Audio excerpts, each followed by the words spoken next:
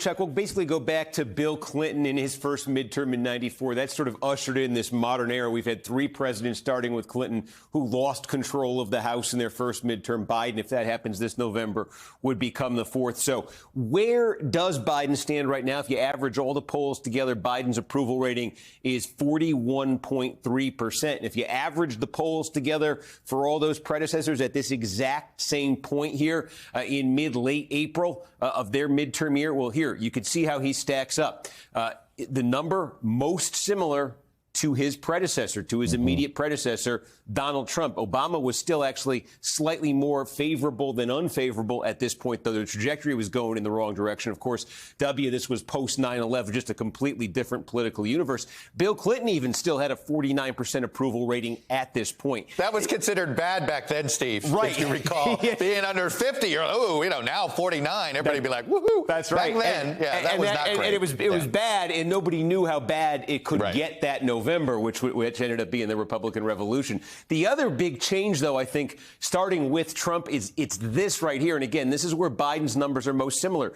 The disapproval number. Biden's is over 50. We talked so much about how Trump's was over 50 for the bulk of his presidency. Again, Obama at this point was getting into trouble in 2010, but the disapproval was mid-40s. Clinton was getting into trouble, but the disapproval was low 40s. So you've got that disapprove number for the past two presidencies now moving over 50%, staying over 50% a lot earlier, a lot more consistently. Again, these two presidencies, very similar when you look at the numbers. Then when you look at where they ended up on Election Day, midterm Election Day, that's where you've got convergent. You take Bush out of it, a year after 9/11, but Clinton was at 44%. His party lost 54 seats. Obama was at about 45.5%. Democrats lost 63 seats. There's Trump, 43.5%.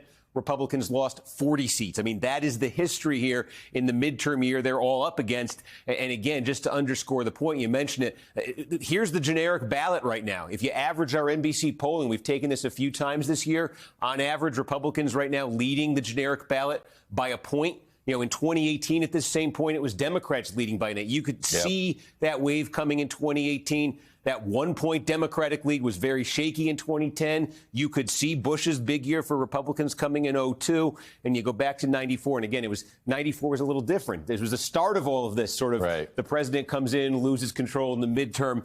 You couldn't quite see it coming in 94. But since then, you have been able to. Boy, Steve, the idea that Biden and Trump are aligning here, that's calcifying the polarization potentially. What you're outlining, and it's just one instance, is that's a recipe for a lot of one-term presidents. Well, it is. It also raises the question, too, this idea of Trump hovering over our politics. To the extent Biden was elected as the anti-Trump, does that just still lock in and maintain the basic polarization of the Trump era and now just kind of transfers?